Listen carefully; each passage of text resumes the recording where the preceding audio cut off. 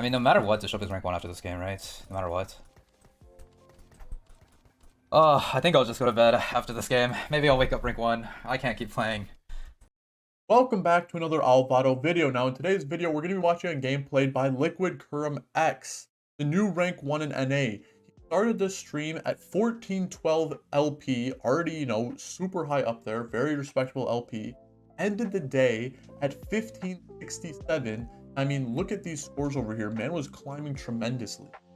I'm the type of player that normally when I go bot 4 after getting like a really big hot streak, I'd like to end it there, especially if I'm trying to climb.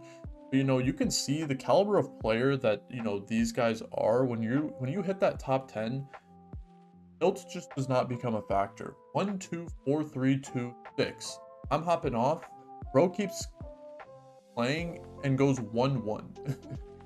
Like that is just something that is unheard of. Now this game is really cool. He does like a lot of neat plays. But before we get into the video, I'm going to have to ask you to subscribe. Apparently 90% of the people who watch my videos, like all of the watch time, 90% of the watch time comes from people who are unsubscribed. We got to change that. Very close to 1,000 subs. I'd appreciate it if you could get me there. Okay, now let's get into this game.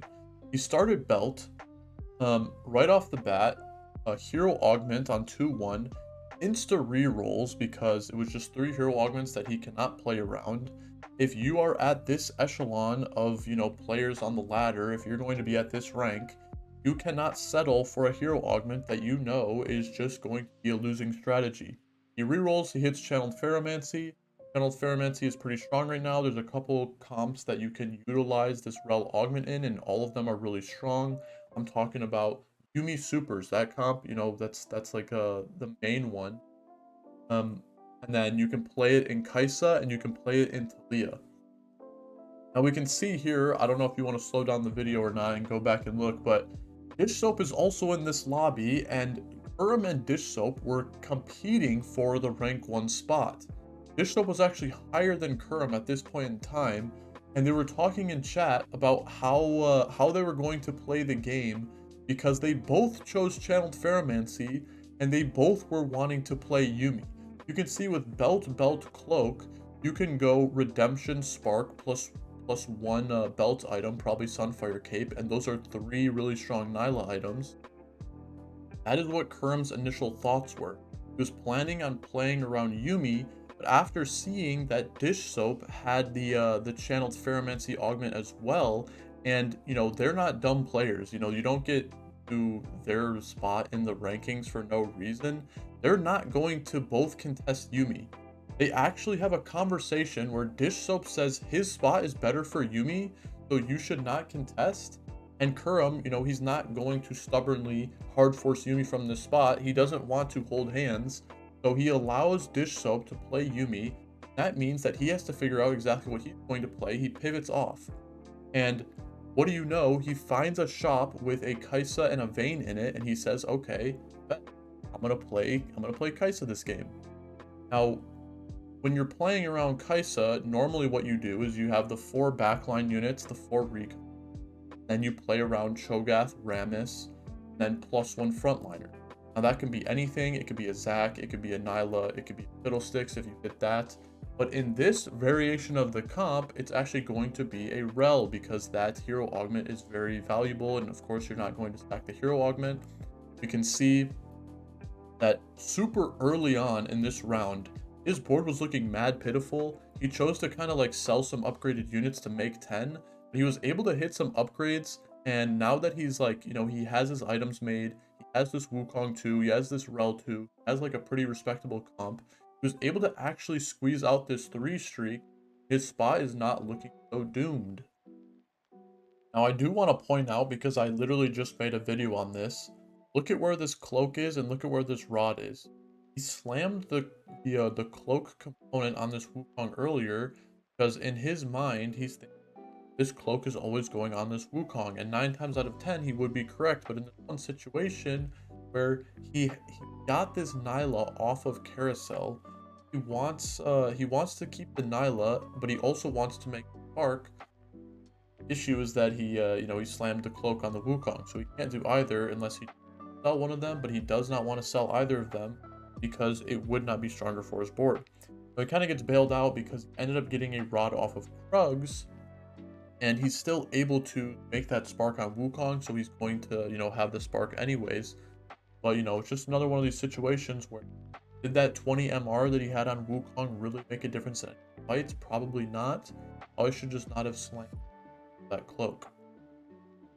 Now we can get into the second hero augment of the game. Second Wind, Stand United, and Electrocharge. Now, I think if you were to go to tactics.tools and look up the average placement of these 3 hero augments, I am pretty certain that Second Wind has a higher average placement on 3-2 than Electrocharge. The thing is that he doesn't think with stats, he thinks with fundamentals, and he understands his spot. He has a spark, he has a strong front line. Since spark reduces the MR of units around them, Electrocharge deals magic damage. So augments like Electrocharge become significantly stronger when you have some form of MR shred, and it also becomes a lot stronger when you have a strong front line. And if you compare his front line to his back line, his front line is a lot stronger. Now, Second Wind does become better when you have strong well, but there is a chance that if his team gets run over, then Second Wind provides no value, whereas Electrocharge is always providing value. I also want to talk about how deep he chose to roll on 3-2. He was able to find, every single unit that he wants on his board at the current stage of the game, but he rolled all the way to 0 only to find an Ezreal 2. He really wanted that Kai'Sa, he wanted a Isla, he wasn't able to get it. But the thing is that the reason why it's okay to roll so deep there is because think about what comp he's playing. He's playing this Kai'Sa comp where all of the value in the comp comes from these 3 costs and cost units. This comp does not really have room for that many 4 costs or 5 costs.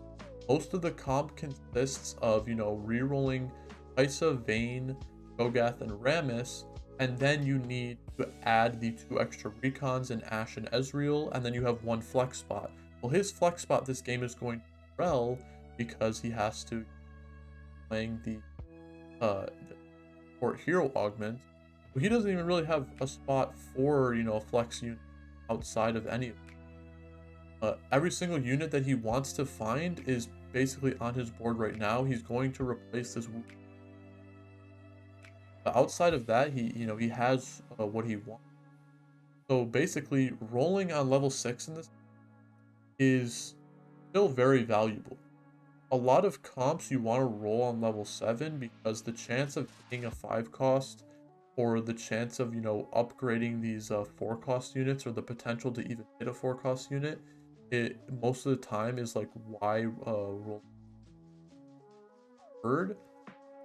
But like I said, yeah, in a comp like this, you actually just don't need to pull all of your gold on level 7. So I mean, we can see that he goes level 7 now because obviously the odds are increased, and it makes he's at that stage of the game where wants to level up to get board and better odds and fun. But the whole idea behind what I'm kind of talking about exactly is, he probably would be in a lot dire of a situation if you were playing any other comp if you also fix there. We can see his final augment of the game, and he kind of just puts it all on black by choosing this Tome of Traits, but I'm not gonna lie, he kind of had to. Axiom Arc and Duelist Crest were the other options. Neither of those augments are nearly as strong as a gold augment should be, or a gold augment should provide value to. Okay, so I'm gonna slow down this fight because he does a really cool play here, and I want to show you at low speed. So if you do not know, Recons, part of their ability is that they dash away when they are, when there are enemy units around them. There are enemy units around them, right before they cast, they dash to safety. He actually does this really neat play here, where he knows that the Zed is going to jump on his Kai'Sa, so he holds this tier to give the Kai'Sa some more mana so that she casts quicker, so that she has the potential to dash away. Now, in his mind, this play is a really like smart play. It's very interesting. A lot of people wouldn't consider this play. Uh, People wouldn't think of stuff like this. Normally don't think of like these situations, but it doesn't really net him anything because sadly the coding on the recons is kind of scuffed right now. So it kind of even though the thought process is there, it didn't really net him any value. But I still kind of show you because yeah, I mean, just thought it was. I watched this game and I thought, wow, like why is he doing that? Oh, that's okay. So yeah, so he puts it all on black for going for Tome here, basically saying if I do not get Recon, I'm bot 4ing. If I do get Recon, then I have a chance to top 4. The only other thing that he could have gotten from Tome in that situation, which would have been acceptable, would be Defender Crest. The thing is that getting 30 armor for your entire team is not worth a gold augment. So yeah, so yeah, like Recon was by far the strongest thing that he could have gotten. It's exactly what he was looking for.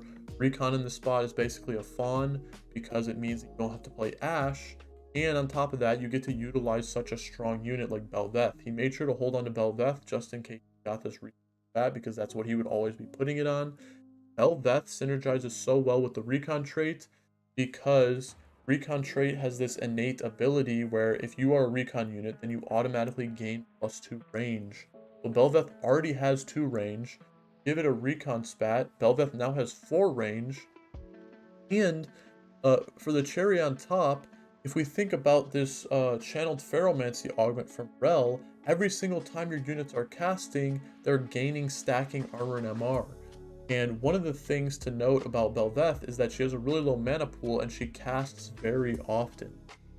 So not only is she casting to be able to dodge by utilizing that Recon ability, but she's also gaining so much armor and MR from the Ferromancy augment. So getting channeled Ferromancy, I think a lot of people would just hard commit, but if your items aren't perfect for Yuumi, then maybe consider trying this this build out where you have a Recon Crest and you're able to get the Rel augment. And itemizing Bel'Veth in this spot actually wouldn't even be that bad of an idea. So he rolls down there, he pops the tome, pops the anvil. He figures out that the best itemization that he could use for his Kaisa is Giant Slayer plus Hajj. He already has max crit, so he doesn't need JG or Recon. So even though he doesn't necessarily need more Omnivamp because he already has Gunblade, just any sort of tier item would be beneficial. And since Hajj also gives AD and AP, Kaisa utilizes both of those stats very well. Here's another really impactful play of the game. He's 3 off of Kaisa, and he's still 41 health, so he's still like decently healthy. He's still, I think 41 health is pretty, like basically 3 lives. You can very easily take 2 losses, and still, you'd expect to have 3 lives left at 41 HP. And we can see that he loses 1 round there. So now he definitely has 2 lives because you're never going to be dying from 31. And so he uses this Nico on Bel'Veth because he doesn't he just wants to play for a top 4, not going to go for Kaisa. He's still level 7, right? So he has a really low chance of hitting Bel'Veth. He had the Bel'Veth pair, he weighed the up. Thought making the Bel'Veth 2 was stronger for his chances of top 4ing. But I mean, the issue is that now he's 3 off of Kaisa instead of being 2 off of Kaisa, and that is a massive difference. And I mean, he has this Gunblade on the Bel'Veth now, but considering his spot where he had 0 item Bel'Veth, I don't know if that was the best play. Now, obviously, Bel'Veth 2 is a massive Bel'Veth 1, but for sure is like saving him. But I mean, the losing out on Kaisa 3 was like losing out on the potential of hitting Kaisa 3 is like kind of But of course, you know, we can see that he still ends up top 3 in the situation, so maybe the difference with making the Bell Death was able to save him, probably not. I think also something that he took into consideration is that we can see that Dish Soap has basically hit everything.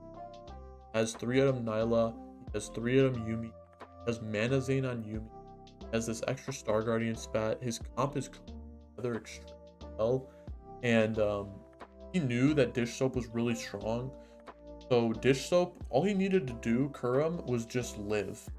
Because if he could just live as long as possible, he knows that Dish Soap was going to be players in the lobby for like, you know, 5-unit losses, and there's a lot higher chance for die out when you have one player just kind of bullying every lobby. I do also want to say that you know, Kurum is currently rank 1, but at the end of this game, he was not rank 1. Dish Soap, like I said, Dish Soap and Kurum were in a race for rank 1, and Dish Soap was, I think, 4 LP above him, uh, you know, going into this. So if Kurum gets 3rd and Dish Soap gets 1st, then obviously, you know, Dish Soap ends up higher. But the thing is that Kurum had enough for the day. I mean, he already climbed so much in the spot.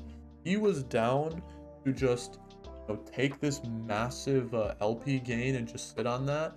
And what ended up happening is that Dish Soap later on in the stream ended up going like, I think, 8th and then 6th and then a couple top 4s and then ended up going 8th again. And he basically lost like LP for like 100. And Kurum ended up being rank 1 when he woke up the next day. We take those anyways. It was a pretty hype game regardless. One of the games where I think, you know, playing for a top 4 was all that he could hope for, and I think he played it very well. Hopefully you learned something. Like the video if you liked it, and I'll see you in the next one.